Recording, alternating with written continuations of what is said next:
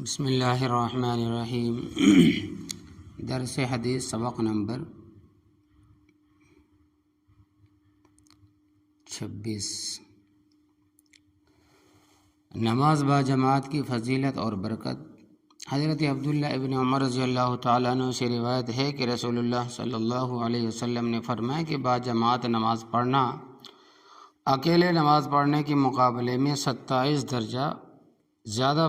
فضیلت رکھتا ہے۔ جس طرح ہماری اس مادی دنیا میں چیزوں کے خاص اور اثرات ہے،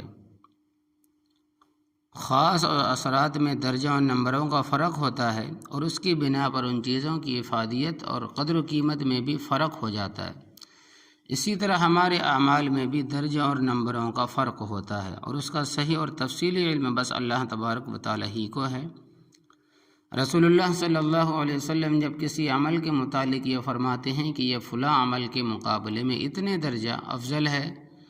تو وہ اس انکشاف کی بنا پر فرماتے ہیں جو اللہ تبارک و تعالیٰ کی طرف سے اس سلسلے میں آپ پر کیا جاتا ہے۔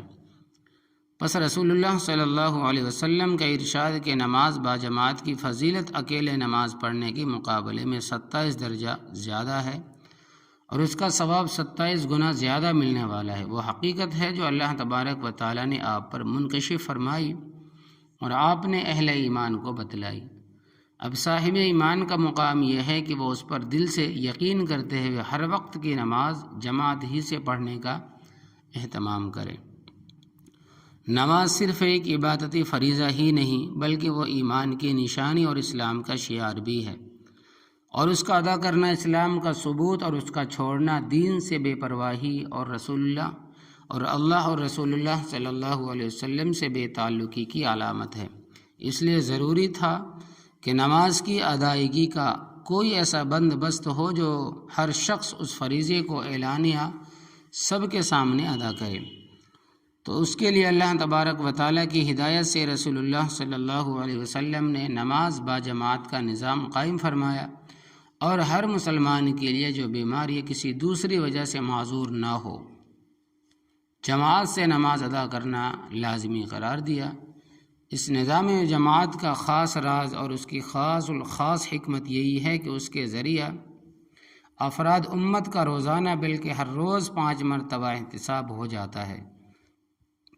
نیز تجربہ اور مشاہدہ ہے کہ اس جماعتی نظام کے طفیل بہت سے وہ لوگ بھی 5 وقت کی نماز پابندی سے ادا کرتے ہیں جو ہمت کی کمی اور جذبے کی کمزوری کی وجہ سے انفرادی طور پر کبھی بھی ایسی پابندی نہ کر سکتے۔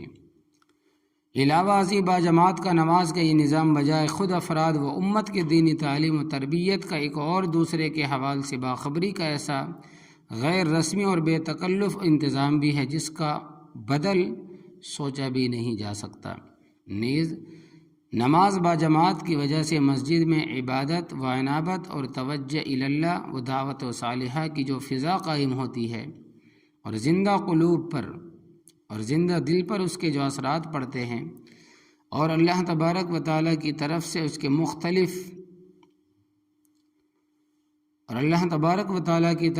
کے مختلف احوال بندوں کے قلوب ایک ساتھ متوجہ ہونے کی وجہ سے آسمانی رحمتوں کا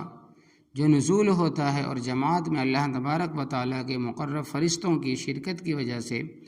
جس کی اطلاع رسول اللہ صلی اللہ علیہ وسلم نے بہت سی حدیثوں میں دی ہے، نماز جیسی عبادت میں فرشتوں کی رفاقت نصیب ہوتی ہے۔ یہ سب اسی نظام جماعت کی برکات ہے۔ بہرحال نظام جماعت کی انہی برکات اور اس کے اسی قسم کے مصالح اور منافع کی وجہ سے امت کے ہر شخص کو اس کا پابند کیا گیا ہے۔ جب تک کوئی واقعی مجبوری اور معذوری نہ ہو وہ نماز جماعت ہی سے ادا کرے، اور جب تک امت میں رسول اللہ صلی اللہ علیہ وسلم کی ہدایات تعلیمات پر اسی طرح عمل ہوتا تھا جیسا کہ ان کا حق ہے، اس وقت سوائے منافقوں اور معذوروں کے ہر شخص جماعت ہی سے نماز ادا کرتا تھا۔ اس میں بغیر عذر کے کوتاہی کوئی منافقت کی علامت اور اس میں بغیر عذر کے کوتاہی کو منافقت کی نشانی سمجھی جاتی تھی۔ حضرت عبداللہ ابن عمر رضی اللہ تعالیٰ عنہ سے روایت ہے کہ انہوں نے ایک رات میں جو بہت سردی اور تیز ہوا والی رات تھی اذان دی، پھر خود ہی اذان کے بعد پکار کر کے فرمایا، لوگو اپنے گھروں ہی پہ نماز پڑھ لو، یعنی اپنے گھروں ہی میں نماز پڑھ لو۔ پھر آپ نے بتایا کہ رسول اللہ صلی اللہ علیہ وسلم کا دستور تھا کہ جب سردی اور بارش والی رات ہوتی تو آپ مؤذن کو حکم فرما دیتے کہ یہ وہ بھی اعلان کر دے کہ آپ لوگ اپنے گھروں ہی میں نماز پڑھ لیں۔ حضرت عبداللہ ابن عمر رضی اللہ تعالیٰ عنہ سے یہ بھی روایت ہے کہ رسول اللہ صلی اللہ علیہ وسلم نے فرمایا کہ جب تم میں سے کسی کا رات کا کھانا کھانے کے لیے سامنے رکھ دیا جائے اور دوسری طرف مسجد میں جماعت کھڑی ہو جائے تو پہلے وہ کھانا کھا لے اور جب تک اس سے فراغت نہ ہو جائے جلد بازی سے کام نہ لے۔ حضرت عائشہ رضی اللہ تعالیٰ عنہ سے روایت ہے کہ فرماتی ہیں کہ میں نے رسول اللہ صلی اللہ علیہ وسلم سے سنا کہ آپ فرماتے ہیں کہ نماز کا حکم نہیں ہے کھانے کے سامنے ہوتے ہوئے اور نہ ایسی حالت میں جب کہ آدمی کو ضرورت ہو، یعنی پاخانہ پیشاب کا تقاضا ہو، ضرورت ہو تو ایسے وقت بھی۔ حضرت عبداللہ ابن ارقم رضی اللہ تعالیٰ عنہ سے روایت ہے کہ کہتے ہیں کہ میں نے رسول اللہ صلی اللہ علیہ وسلم سے سنا کہ آپ فرماتے تھے کہ جب جماعت کھڑی ہو جائے اور تم میں سے کسی کو استنجے کا تقاضا ہو تو اس کو چاہیے کہ پہلے استنجے سے فارغ ہو جائیں۔ تو ان حدیثوں میں طوفانی ہوا یا بارش یا سخت سردی کے اوقات میں یا کھانے پینے